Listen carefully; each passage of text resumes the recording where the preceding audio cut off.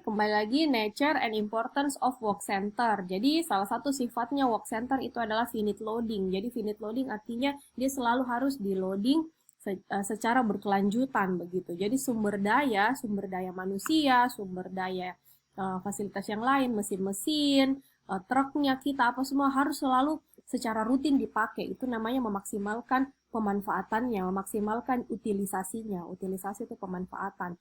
Jadi kita harus jadwalkan secara rinci waktu yang berjalan untuk setiap pesanan. Nah, di sini sistem tentukan apa yang akan dilakukan oleh sumber daya setiap saat. Jadi misalnya kayak begini, dalam satu perusahaan, misalnya dia punya 5 mesin.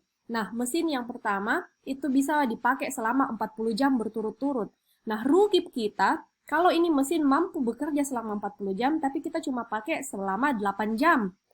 Karena kita pikir, bagaimana caranya masa kita mau pakai terus 40 jam? Nah, kan pegawai cuma kerja 8 jam, masa kita mau kasih kerja pegawai 40 jam? Tidak manusiawi itu. Solusinya adalah bikin shift. Jadi kalau misalnya dia 40 jam bisa dipakai kerja, ya kita bisa bikin sampai 3 shift. Jadi, bukan 3 shift, berapa lama kah? 4 shift artinya. Jadi shift pertama orang kerja 8 jam, shift kedua kerja lagi 8 jam, shift ketiga nih. Nah, nanti shift keempat mungkin orang pertama sudah bisa kerja lagi. Jadi maksudnya mesinnya itu dipakai kerja terus, cuman orangnya yang berganti-gantian. Nah, itu jadwalnya dibikinkan. Kemudian mungkin mesin kedua bisa dipakai kerja selama 24 jam tanpa non-stop. Jadi kita bikin dia 3 shift supaya dia bisa berjalan terus. Mengerti ya maksudnya di sini? Jadi kita membuat jadwal yang kompleks supaya kita bisa terus-terus bekerja. Sama kayak kalau pesawat terbang toh. Pesawat terbang itu kan pesawatnya ada banyak dan pesawat ini cukup diistirahatkan 1 hari berapa jam. Nah, kemudian pramugari pilot juga ada banyak. Tapi tidak mungkin pilot yang sama kita suruh terbang terus-menerus, dia harus kendarai ini satu pesawat terus-menerus toh. Jadi kita harus bikinkan jadwal supaya bisa gantian. Jadi pesawatnya dipakai terus kerja, kemudian tapi pegawainya tetap, pilotnya, pramugarinya tetap ada waktu istirahat. Jadi itu kita bikinkan jadwal yang kompleks dengan sistem supaya kita bisa memaksimalkan ini gitu. Jadi salah satu gunanya penjadwalan itu finite loading. Kemudian yang kedua adalah forward scheduling. Nah, forward scheduling itu adalah kita membuat jadwal yang start dari sekarang untuk kita tahu kapan pesanan bisa diselesaikan. Nah, ini saya mau coba, saya baru tahu ini kita bisa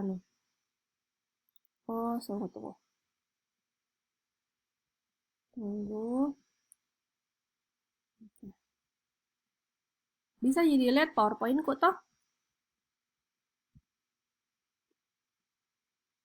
Bisa dilihat ini pensilnya? Enggak, Bu. Hah? Enggak ada, Bu. Enggak ada di PowerPoint? Enggak ada, Bu. Enggak ada, Bu. Deh, padahal semangat ku bilang, saya kira bisa dipakai buat ini. Oke, enggak apa-apa, sampai saya jelaskan. Jadi yang namanya forward scheduling itu masih presentasi jatuh. Oh, hilang ki present now, pantasan. Halo Aksa, halo siapa tadi yang baru muncul? Yang baru join, selamat pagi. Oke, sudah bisa dilihat PowerPoint-nya? Bisa, Bu. Oke, kelihatan di PowerPoint-nya ini ada saya lagi gambar merah? Iya. Ya. Iya, Bu. Oke, jadi tadi dalam operation scheduling, dalam kita membuat penjadwalan operasional, ya, jadi karena ada yang beberapa baru masuk, saya ini penjadwalan operasional itu sangat penting karena kita harus bekerja efisien. Kalau kita tidak bekerja efisien, kita buang-buang uang. Kalau kita buang-buang uang, maka profit tidak maksimal. Jadi seperti itu. Nah, salah satu karakter dan pentingnya work center itu adalah forward scheduling. Jadi kita salah satu sifatnya kita bisa membuat jadwal secara forward. Forward artinya ke depan. Jadi misalnya sekarang nih saya mau saya misalnya tukang jahit. Nah, ini sekarang tanggal berapa ini? Tanggal 12 toh? 12, Bu. Kemudian misalnya saya mau bikin gaun pengantin. Jadi saya pikir, oh iya, saya butuh misalnya waktu 1 hari buat cari kain. Kemudian saya butuh, anggaplah 2 hari buat bikin pola. Jadi tambah 1, butuh 2 hari buat bikin pola. Kemudian saya butuh kira-kira 5 hari lah. Saya butuh 1 hari lagi buat gunting itu pola jadi baju, gunting itu polanya, kemudian jadi kita merencanakan ini, misalnya tukang jahit, dia mau rencanakan apa yang dia mau kerja. Nah, forward scheduling adalah dia rencanakan berapa hari ke depan, jadi dia lihat ke depannya itu berapa hari dia mau kerja, jadi nanti lama-lama dia total, oh untuk menjahit baju ini total waktu yang saya butuhkan adalah anggaplah 10 hari, maka dijadwalkan bisa selesai bajunya dalam tanggal 22 nanti, begitu. Bisa dimengerti ya? Iya, Bu. Jadi forward scheduling adalah kita membuat jadwal ke depan. Kita start dari hari ini, terus ke depannya bagaimana kita atur, berapa banyak waktu yang dibutuhkan. Ini kalau forward scheduling. Forward scheduling.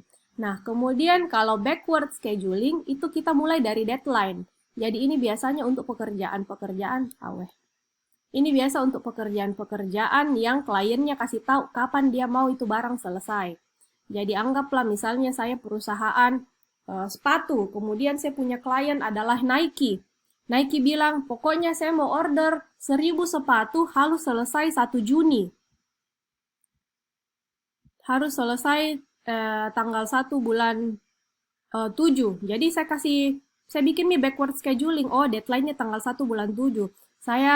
Kalau misalnya tanggal 1 bulan 7 sudah harus dikirim, artinya saya butuh berapa hari untuk nge-pack. Oh, kemudian sebelum nge-pack saya harus finishing dulu. Sebelum finishing saya harus jadi di pekerjaannya kita hitung mundur begitu ya.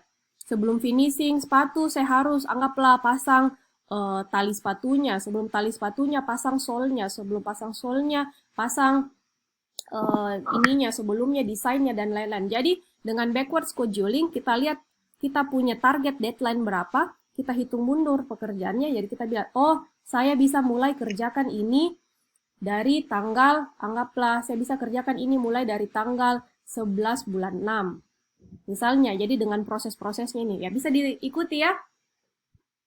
Jadi ini forward scheduling, jadwal dari sekarang ke depan. Kalau backward scheduling ke belakang, dari tanggal deadline kita hitung mundur. Begitu. Nah, itu tadi forward scheduling, kemudian backward scheduling. Kemudian salah satu sifat dari work center itu adalah machine limited process. Jadi ada perusahaan-perusahaan di mana peralatan atau mesin adalah sumber daya yang sangat kritis ketika kita mau menjadwalkan sesuatu. Jadi misalnya perusahaan mobil, pabrik pabrik semen, pabrik pabrik yang misalnya dia sangat bergantung sama mesin, maka mesinnya yang harus kita jadwalkan pekerjaannya dan bagaimana shift orang-orang itu berkiblat kepada kapan ini mesin-mesin bekerja. Kayak contoh tadi, satu mesin misalnya bisa kerja 40 jam, jadi kita atur jadwal pegawainya sesuai dengan jam kerja mesinnya gitu. Itu machine limited process. Nah, ada juga ini proses terbatas kerja, ini maksudnya labor limited process. Jadi proses yang dibatasi sama tenaga kerja. Jadi orang atau pegawai adalah sumber daya utamanya yang harus dijadwalkan. Jadi misalnya perusahaan konsultan. Perusahaan konsultan ya kita lihat kapan pegawainya kita ini bisa punya waktu untuk kita jadwalkan kerja begitu. Atau misalnya kayak tukang jahit. Tukang jahit kan dia bergantung sama orang yang mau jahit begitu. Nah, jadi kita lihat kapan ini kita punya pegawai tukang jahit bisa kerja, nah kita jadwalkan nih sesuai dengan pegawainya begitu. Jadi ada namanya machine limited process, ada juga person atau people limited process. Bisa dimengerti sejauh ini? Halo? Iya, Bu. Bisa dimengerti ya? Iya, Bu. Baik. Nah, kemudian ada tipe-tipe manufacturing processes dan scheduling approaches. Jadi jadi tipe-tipe proses manufacturing atau perusahaan manufaktur dan pendekatan penjadwalannya itu beda-beda. Jadi misalnya produknya ini produk kimia, produk baja, kabel, liquid, perusahaan yang memproduksi soda atau produk-produk kalengan itu cocoknya pakai scheduling yang continuous process. Jadi prosesnya itu berkontinus, secara terus-menerus berkelanjutan. Karakteristiknya itu adalah dia otomatis, full automation, kemudian low labor content, kemudian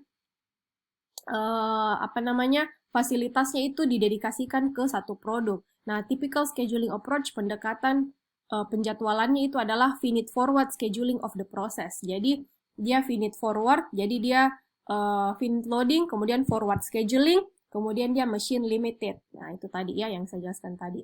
Kemudian kalau perusahaan yang tipenya itu high volume manufacturing, artinya yang di pabrik dengan jumlah yang sangat besar diproduksi massal, itu misalnya kayak mobil, telepon, tekstil, kemudian motor, kemudian peralatan-peralatan rumah tangga, itu yang karakteristiknya pakai peralatan yang otomatis atau partially jadi sebagian otomatis, atau dia pakai moving assembly lines, jadi lini perakitan yang bergerak, most equipment-nya itu inline, itu cocoknya pakai finite forward scheduling, machine limited, terus part-nya itu di pooled, jadi dia memakai sistem just in time juga. Kalau mid volume manufacturing, cocoknya pakai infinite forward scheduling. Kemudian dia itu tipenya labor limited. Nah, kemudian ada juga low volume work center. Nah, ini dia cocoknya dengan tipe pendekatan scheduling infinite, kemudian forward scheduling, kemudian biasanya dia labor limited gitu. Jadi beda tipe manufaktur, beda pendekatan schedulingnya. Nah, jadi ini di pertemuan ke-12 atau 13 itu ada yang kita bahas tentang MRP. Nah, itu bagaimana kita membuat operation scheduling itu diawali dulu dari forecast, dari demand di masa depan, dari situ kita membuat rencana agregat, dari situ kita bisa membangun MPS, dari MPS kita membangun MRP, dari MRP terbentuklah operation scheduling. Jadi di MPS kita menjadwalkan kuantitas produksi berdasarkan produk dan waktunya. Di MRP kita melakukan orderan produksi dan orderan pembelian bahan baku. Di operational scheduling kita mempertemukan kuantitas dan waktu yang dibutuhkan untuk MRP. Seperti itu. Tujuan dari operation scheduling bisa tolong dibacakan. Siapa yang belum ini? Pasrina bisa tolong bacakan kita. Tujuan objectives of operation scheduling, tujuan dari penjadwalan operasional. Iya, Bu. Objective of operation scheduling. Itu ada 5. Yang pertama, meet due date. Yang kedua, WIP inventory, di mana minimize WIP inventory. Yang ketiga yaitu flow time, minimize the average flow time through the system. Selanjutnya yaitu utilization, profit per high machine atau worker, time utilization, minimize idle time.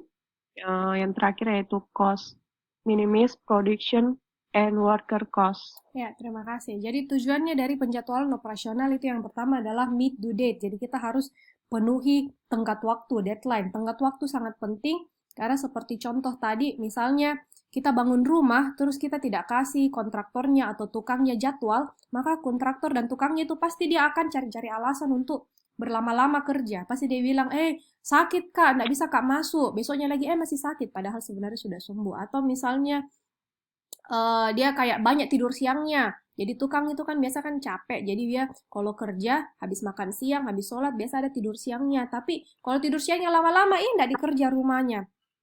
Jadi tambah lama lagi dia kerja, tambah lama lagi, tambah besar lagi biaya gaji yang kita harus keluarkan karena tukang dikerja harian. Jadi kita harus kasih tenggat waktu, deadline supaya mereka bersemangat. Oh ya, saya harus kerja ini terus-menerus supaya cepat selesai bisa penuhi tenggat waktu. Kalau kita kasih deadline, maka kita pekerjaannya bisa lebih cepat selesai. Ngomong-ngomong